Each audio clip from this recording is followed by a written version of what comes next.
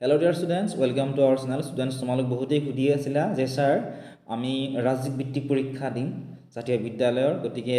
ইয়াৰে কেইটামান প্ৰশ্নৰ উত্তৰ আমাক কৈ দিব লাগে এই ভিডিঅ'টো ক্লাছ 6 লৈকে অৰ্থাৎ ক্লাছ 3 4 5 6 ত পঢ়া ছাত্ৰ-ছাত্ৰীসকলৰ বাবে ইম্পৰ্টেণ্ট হয় এনেকুৱা ধৰণৰ কুৱেশ্যন তোমালোকৰ পৰীক্ষাত আহিব এইখিনি হৈছে অসমীয়াৰ অৰ্থাৎ ক অংশৰ ঠিক আছে এক নম্বৰ প্ৰশ্নটো দিছিল যে শিৰিকীৰ সমাৰ্থক শব্দ কি অপশ্যনবিলাক চোৱাচোন এত আছিলে প্ৰান্তৰ বিত আছিলে বাটায়ন অপশ্যন চিত দিছিলে কোটালি অপশ্যন ডিত দিছিলে টিয়নি তো আমাক সুধিছে যে শিৰিকী যেটো শব্দ আছে ইয়াৰ সমাৰ্থক শব্দ প্ৰথমতে আমি জানো আহা ইয়াৰ যেটো সমাৰ্থক শব্দ দি আছে সমাৰ্থক শব্দ মানেনো কি হয় সমাৰ্থক শব্দ মানে হৈছে একে অৰ্থ বুজোৱা শব্দ ঠিক আছে গতিকে শিৰিকীৰ একে অৰ্থ বুজোৱা শব্দ সুধিছে গতিকে বাটায়ন হ'ব কাৰেক্ট আনসাৰ শিৰিকীৰ সমাৰ্থক শব্দ হৈছে বাটায়ন ঠিক আছে আৰু এটা তোমালোকৰ মনত ৰাখিবা গবাক্ষ ঠিক আছে গ গব্বত আকাৰ হক্ষ্য এইটো হৈছে শিৰিকীৰ সমাৰ্থক শব্দ এতিয়া আমি নেক্সট 2 নম্বৰ প্ৰশ্নটো চাও প্ৰশ্নটো আছিল যে নঙলা মুখৰ পৰা ঘৰলৈ যোৱা দীঘল বাটক কি বুলি কোৱা হয় অপশ্যনবোৰ চোৱাচোন অপশ্যন এ আছিল জপনা মুখ অপশ্যন নম্বৰ বি দিছিলে চকুলু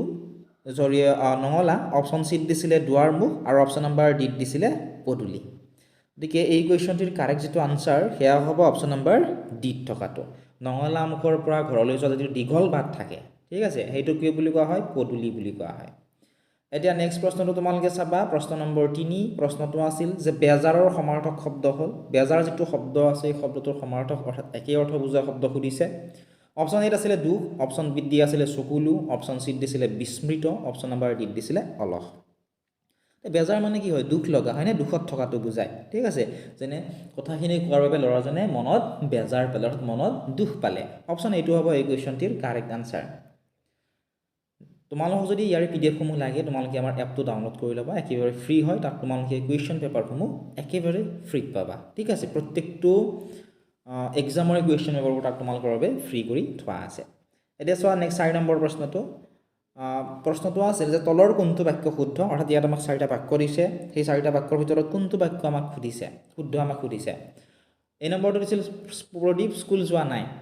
এই বাক্যটো যদিও দেখাত আমাৰ শুদ্ধ যেন লাগিছে শুদ্ধ নহয় এটো স্কুললৈ হ'ব প্ৰদীপ স্কুললৈ যোৱা নাই এটো ইনকাৰেক্ট নেক্সট সি নম্বৰ দিছিল তোৰ দেউতাৰ এজন ভাল মানুহ তোৰ নহয় তোমাৰ হ'ব লাগিছিল ইয়াতে ঠিক আছে গতিকে এইটো ইনকাৰেক্ট হ'ল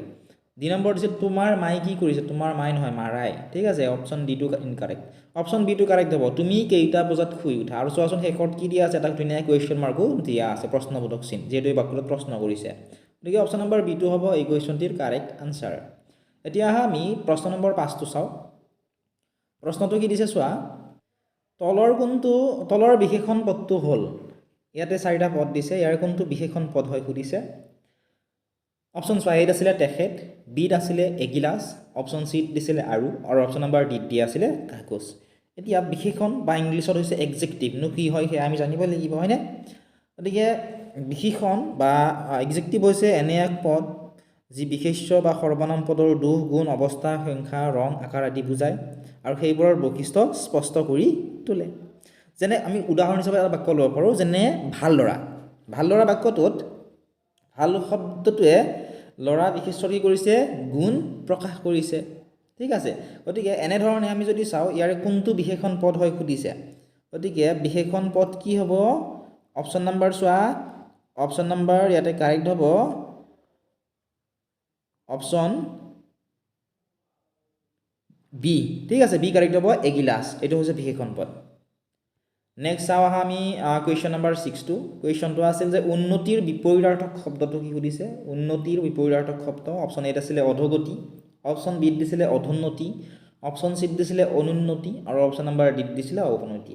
তো উন্নতি হোৱা মানে কি কোনো এটা কামত ভাল হোৱা সফল হোৱা এনেকুৱা ধৰণৰ বুজায় ঠিক আছে উন্নতি হোৱা গতিকে উন্নতিৰ যেটো বিপৰীতাৰ্থক বিপৰীত শব্দ সুধিছে সমাৰ্থক নহয় কিন্তু গতিকে বিপৰীত যেহেতু সুধিছে অধোগতি হ'ব কাৰেক্ট আনসাৰ উন্নতিৰ বিপৰীত হ'ব অধোগতি অপশ্যন নম্বৰ এ ঠিক আছে নেক্সট আমি প্ৰশ্ন নম্বৰ 7 টো প্ৰশ্নটো কি দিছে চোৱাচোন প্ৰশ্নটো দিছিল যে বন্দা শব্দটোৰ বিপৰীত লিংগবাচক শব্দ কি সুধিছে বিপৰীত লিংগ মানে চোৱা ৰজাৰ বিপৰীত লিংগবাচক শব্দ কি হ'ব ৰাণী ঠিক আছে এনেকুৱা ল'ৰা কি হ'ব ছোৱালী গতিকে বন্দাৰ বিপৰীত লিংগবাচক শব্দ সুধিছে অপশ্যন এ আছিলে হৰ অপশ্যন বি আছিলে মাখুন্দি অপশ্যন চি দিছিলে যাই অপশ্যন নম্বৰ ডি দিছিলে বুন্দি তে বুন্দা শব্দৰ বিপৰীত লিংগবাচক শব্দটো হ'ব মাখুন্দি অপচন নম্বৰ বি টো হ'ব কাৰেক্ট আনসাৰ ঠিক আছে নেক্সট তোমালোকে চোৱা কুৱেশ্যন নম্বৰ 8 কুৱেশ্যনটো আছিল যে বাহৰণী শব্দটোৰ লগত তলৰ কোনটোৰ নিৰ্দিষ্টতা বাচক প্ৰত্যয় যোগ কৰা হয় অপচন চোৱা এত আছিলে দৰা বিত আছিলে ডাল অপচন নম্বৰ সি দিয়া আছিলে তাৰ আৰু অপচন নম্বৰ ডি দিছিলে তাৰি ইয়াতে বাহৰণী শব্দটোৰ লগত কোনটো নিৰ্দিষ্টবাচক প্ৰত্যয় যোগ কৰা হয় সুধিছে গতিকে ডাল হ'ব কাৰেক্ট আনসাৰ ঠিক আছে অপচন বি নেক্সট কুৱেশ্যন তোমালোকে চোৱা কুৱেশ্যন নম্বৰ 9 কুৱেশ্যনটো আছিল যে ধ্বনি শব্দ ধ্বনিৰ লিখিত ৰূপ হৈছে ধ্বনিৰ লিখিত ৰূপ কি সুধিছে অপচন আছিলে এই শব্দ বিত দিছিলে বৰ্ণ চিত দিছিলে বাক্য আৰু অপচন নম্বৰ ডি দিছিলে শব্দাংশ শব্দাংশ মানে আছে শব্দৰ অংশ ঠিক আছে এতিয়া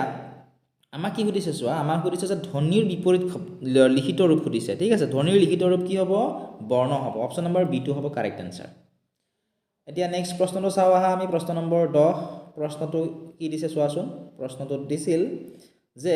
ৰেণু নামৰ যিখন কবিতা পুথি আছে এইখনৰ ৰচক কোন সুধিছে অৰ্থাৎ এইখন কোনে ৰচনা কৰিছে সেয়া আমাক সুধিছে অপচন এ আছিলে দুৰ্গেশ্বৰ শৰ্মা অপচন বি দিছিলে নবীন চন্দ্ৰ বৰদলৈ অপচন সি দিছিলে শৈলধৰ ৰাজখোৱা আৰু অপচন নম্বৰ ডি দিছিলে সিংহদত্ত দেৱ অধিকাৰী তে ৰেণু যিখন নামৰ যিখন কবিতা পুথি আছে এই কবিতা পুথিখনৰ ৰচক হৈছে শৈলধৰ ৰাজখোৱা অপচন নম্বৰ সি কাৰেক্ট হ'ব এই কুৱেশ্যনটিৰ ঠিক আছে নেক্সট আমি চাওঁ আহা কুৱেশ্যন নম্বৰ 12 কুৱেশ্যনটো আছিল পাকৈত শব্দটোৰ বিপৰীত অৰ্থ কি হয় সুধিছে পাকৈত বুলি আমি কেতিয়া কওঁ যে ল'ৰাজন কামত পাকৈত অৰ্থাৎ বহুত বেছি ভাল হয়নে কামটো বহুত বেছি ভাল বৰ ধুনীয়াকৈ কামটো কৰিছে তেনেকুৱা ধৰণৰ ঠিক আছে বা পঢ়াত পাকৈত অৰ্থাৎ পঢ়াত বহুত বেছি ভাল তেনেকুৱা বুজায় এতিয়া চোৱা অপচন এ দিছিলে পাৰ্গত অপচন বি দিছিলে ব্যাকুল অপচন চি দিছিলে পবিত্ৰ অপচন নম্বৰ ডি দিছিলে চোকা এতিয়া পাকৈত শব্দটোৰ অৰ্থ কি হ'ব পাকৈত শব্দটোৰ অৰ্থ হ'ব পাৰ্গত অপচন নম্বৰ এ টো হ'ব কাৰেক্ট আনসাৰ ঠিক আছে নেক্সট তোমালোকে চোৱা কুৱেশ্যন নম্বৰ 13 কুৱেশ্যনটো আছিল বলভদ্ৰ হৈছে বলভদ্ৰ কোন আছিলে সুধিছে অপচন চোৱা এটা আছিলে কৃষ্ণৰ মোমায়েক অপচন বি দিছিলে কৃষ্ণৰ ভায়েক অপচন চি দিছিলে কৃষ্ণৰ বন্ধু আৰু অপচন নম্বৰ ডি দিছিলে কৃষ্ণৰ ককায়েক তে বলভদ্ৰ কোন আছিলে বলভদ্ৰ আছিলে কৃষ্ণৰ ভায়েকৰ নাম অপচন নম্বৰ বি টো হ'ব এই কুৱেশ্যনটিৰ কাৰেক্ট আনসাৰ নেক্সট কুৱেশ্যনটো তোমালোকে চোৱাচোন কুৱেশ্যন নম্বৰ হৈছে 14 কুৱেশ্যনটো আছিল যে বৃন্দাবনী বস্ত্ৰখন বোৱা হৈছিল অৰ্থাৎ বৃন্দাবনী যিখন বস্ত্ৰ আছে এই বস্ত্ৰখন ক'ত বোৱা হৈছিল সুধিছে অপচনবোৰলৈ মন কৰা অপচন এ আছিলে নগাঁৱত অপচন বি দিয়া আছিলে তেজপুৰত অপচন চি দিছিলে পাটবাউসীত আৰু অপচন নম্বৰ ডি দিছিলে তাঁতিকুছিত বৃন্দাবনী বস্ত্ৰখন ক'ত বোৱা হৈছিল তোমালোক মই কৈ নিদিওঁ তোমালোকে আমাক কমেণ্ট ছেকশ্যনত কমেণ্ট কৰি জনোৱা ঠিক আছে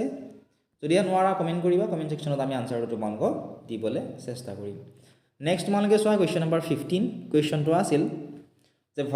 ভঠেলি হৈছে ভঠেলি কি সুধিছে অপচন এ আছিলে উজনি অসমৰ গঞা ৰাইজে পালন কৰা এটা লোক উৎসৱ অপচন বি দিছিলে উজনি অসমৰ গঞা ৰাইজে খেলা এবিধ জনপ্ৰিয় খেল অপচন চি দিছিলে কামৰূপী গঞা ৰাইজে পালন কৰা এটা লোক উৎসৱ অপচন ডি দিছিলে মধ্য অসমৰ ৰাইজে পালন কৰা এটা লোক উৎসৱ ভঠেলি কি হয় সুধিছে ভঠেলি হৈছে